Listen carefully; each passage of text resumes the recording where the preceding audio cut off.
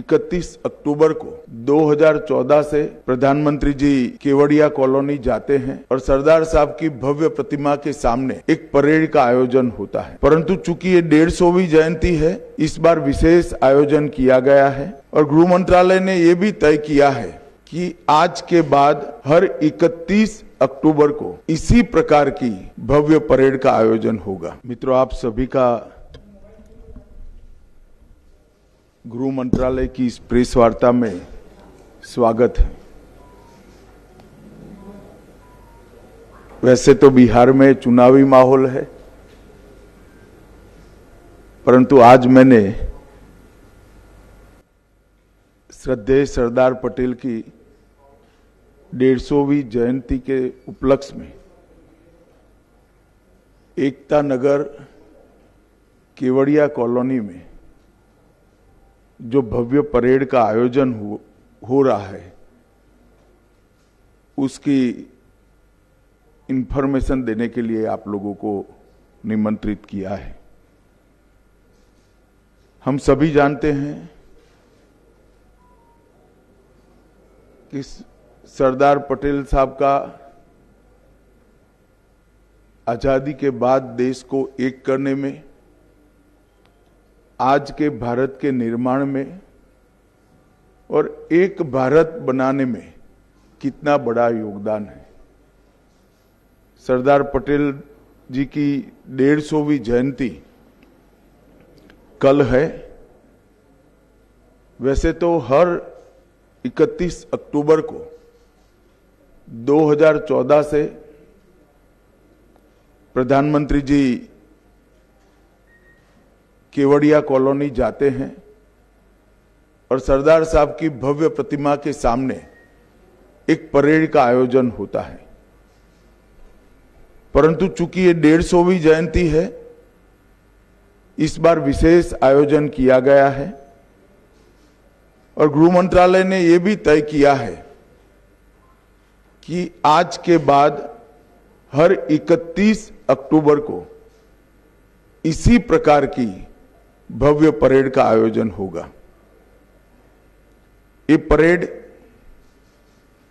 देश की एकता और अखंडता को सुनिश्चित करने के लिए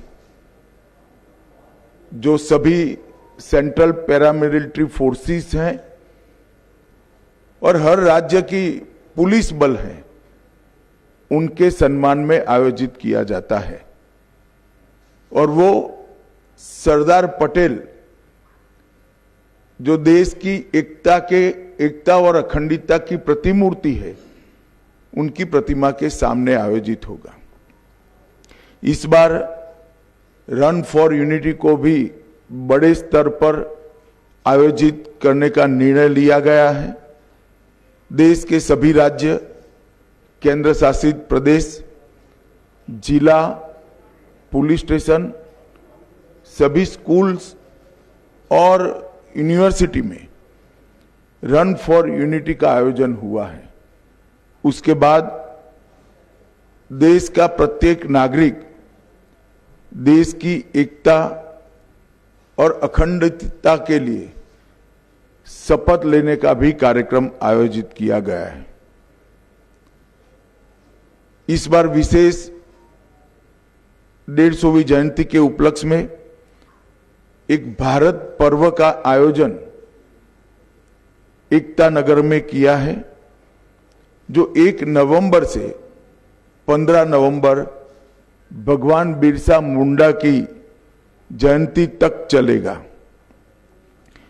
और 15 नवंबर को जनजाति संस्कृति और उनके सांस्कृतिक कार्यक्रमों की एक भव्य कार्यक्रम के साथ इसका, जिसमें देश भर की जनजातियों के सांस्कृतिक विविधताएं, खाद्य परंपराएं, पोशाक की परंपराएं, शिल्पकला, लोक कला और संगीत का एक अद्भुत समन्वय बनाया जाएगा। हम सब जानते हैं सरदार पटेल हमारे देश के लिए एक व्यक्ति नहीं, एक विचारधारा है, एक पूर्ण देश को समर्पित व्यक्तित्व, जिसने आजादी के आंदोलन में न केवल एक प्रमुख सेनानी के रूप में भूमिका निभाई, गांधी जी के साथ रहकर आजादी के आंदोलन की संगठनात्मक रीढ़ की हड्डी सरदार पटेल बने थे।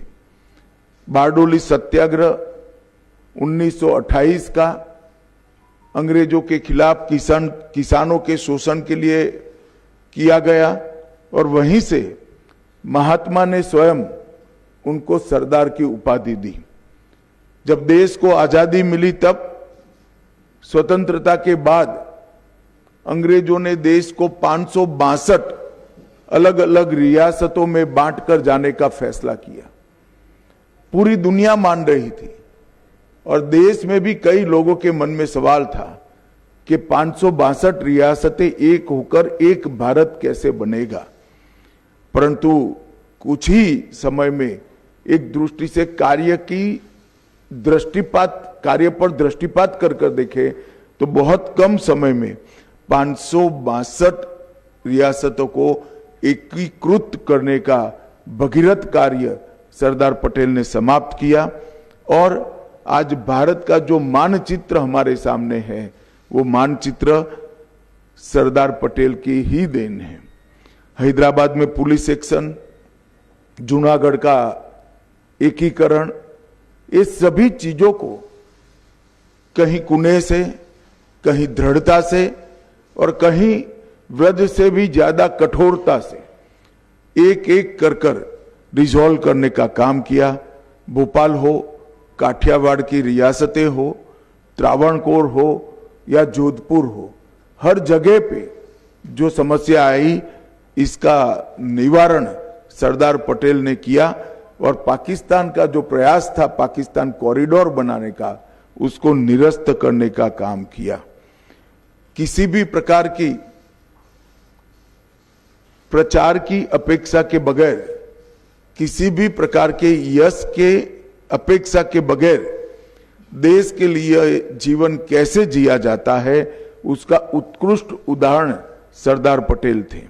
जब पूरा देश 15 अगस्त को तिरंगा फहराने में व्यस्त था तब सरदार पटेल कमांड रूम में नेवल ऑफिसरों के साथ एक ऑपरेशन मॉनिटर कर रहे थे, जिसके कारण ही आज लक्षद्वीप भारत का हिस्सा बना है और हमारी दक्षिणी सीमा बहुत मजबूत हुई है और उस ऑपरेशन के कारण ही लक्षद्वीप में तिरंगा फहराया गया। दुर्भाग्य की बात है कि आजादी के बाद, सरदार पटेल के निधन के बाद सरदार पटेल को भुलाने में कांग्रेस पार्टी ने कोई कसर नहीं छोड़ी। सरदार जैसे महान व्यक्तित्व को भी भारत रत्न मिलने में 41 साल की देरी हुई और वो देरी केवल और केवल कांग्रेस के सरदार के प्रति एक विशिष्ट अभाव के कारण रही। सरदार पटेल जैसे महान व्यक्तित्व के लिए पूरे देश में ना कोई समाधि बनी, ना कोई उनका स्मारक बना। जब नरेंद्र मोदी जी गुजरात के मुख्यमंत्री बने तब उन्होंने स्टैच्यू ऑफ यूनिटी की रचना की और एक भव्य स्मारक जो पूरे विश्व में आज प्रसिद्ध हो चुका है, वो सरदार पटेल के स्मारक बनाने का काम नरेंद्र मोदी जी ने किया। 2013 में इसकी 31 अक्टूबर को आधारशिला रखी गई। 182 मीटर ऊंचा, स्टैच्यू ऑफ लिबर्टी से भी ऊंचा ये स्टैच्यू ऑफ यूनिटी 57 महीनों में पूरा किया गया और सरदार साहब का जीवन किसानों को समर्पित था। इसके बनाने में जो इस्पात का उपयोग हुआ, जो लोहे का उपयोग हुआ, देश भर के किसानों से लोहा एकत्रित किया गया, किसानों के औजारों को एकत्रित किया गया, इसको पिघलाकर लगभग 25,000 टन लोहे का उपयोग कर इस स्टैच्यू ऑफ यूनिटी को बनाया गया। 90,000 घन मीटर कंक्रीट और 1700 टन से अधिक कांसा का उपयोग कर अविस्मरणीय स्टैच्यू ऑफ यूनिटी बनाया गया है और आज स्टैच्यू ऑफ यूनिटी सरदार साहब को श्रद्धांजलि देने का, इनके प्रति श्रद्धा व्यक्त करने का एक प्रमुख पर्यटन स्थल बन चुका है। रोजाना लगभग 15,000 लोग स्टैच्यू ऑफ यूनिटी पर आते हैं। अब तक देश के 2.5 करोड़, देश और विदेश के 2.5 करोड़ लोगों ने स्टैच्यू ऑफ यूनिटी का विजिट किया है और एक प्रकार से भारत का एक इंजीनियरिंग मार्वेल के रूप में प्रस्तापित हुआ है। नरेंद्र मोदी जी ने इसके आसपास 14 प्रकार के अन्य पर्यटन आकर्षण खड़े कर पर्यटकों का एक प्रिय स्थल बनाया है। वहां वैली ऑफ फ्लावर भी है, एकता नगर टाउनशिप भी है, झील सर्किट है, लाइट एंड साउंड शो है, पटेल गार्डन भी बना है, एकता क्रूज नर्मदा की नदी में घूमकर एक नयन रम्य नजारा देखने का मौका भी है, बटरफ्लाई गार्डन है, जंगल सफारी है, एकता मॉल है, ग्लो टॉर्च व्यू पॉइंट है और नर्मदा तट पर एक प्रदर्शन की दीर्घा भी बनाई। एकता नगर का जो कार्यक्रम हो रहा है, सापुतारा और विंध्याचल की पर्वतमालाओं के बीच में एकता नगर स्थित है। वहीं पर कल सुबह प्रधानमंत्री जी 7:55 को परेड की सलामी लेंगे। ये राष्ट्रीय परेड में केंद्रीय सशस्त्र पुलिस बल, कई राज्यों के पुलिस बल कौशल, अनुशासन और वीरता का प्रदर्शन करेंगे। इस वर्ष परेड के अंदर सीआरपीएफ के 5 शौर्य चक्र विजेता और बीएसएफ के 16 वीरता पदक विजेता भी शामिल होंगे। परेड का नेतृत्व महिला पुलिस अधिकारियों द्वारा किया जाएगा और परेड में ढेर सारे सांस्कृतिक प्रदर्शन भी करने का आयोजन हुआ है।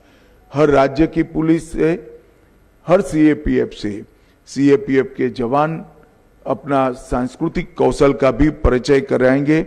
बीएसएफ का ऊंट दल और ऊंट सवार बैंड भी इसके अंदर शामिल होगा। गुजरात का घुड़सवार दस्ता शामिल होगा। आसाम पुलिस का मोटरसाइकिल डेयर डेविल शो भी इसके अंदर होगा और कश्मीर और पंजाब की पुलिस भी इसके अंदर हिस्सेदारी करेगी।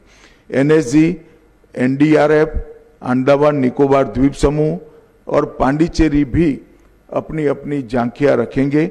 जम्मू और कश्मीर पुलिस भी अपनी अपनी झांकी रखेगी।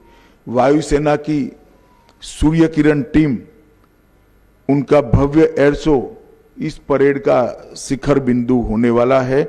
900 से ज्यादा कलाकार देश भर से आकर हमारे देश की सांस्कृतिक विरासत को देश और दुनिया के सामने रखेंगे और एक प्रकार से ये परेड सच अर्थ में भारत की एकता का परेड बनकर रहेगा।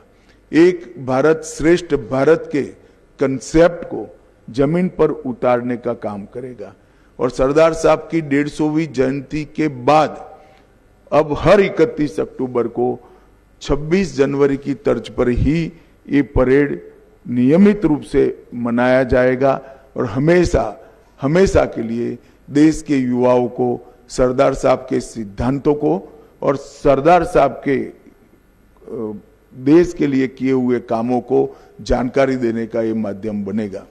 मेरा सभी मीडिया के प्रतिनिधियों से विनंती है कि इस परेड को ज्यादा से ज्यादा लोगों तक पहुंचाने के लिए आप मदद करिए और इस परेड के माध्यम से फिर से एक बार देश में एकता और अखंडितता के लिए एक मजबूत माहौल खड़ा हो, इस दिशा में हम सब काम करेंगे।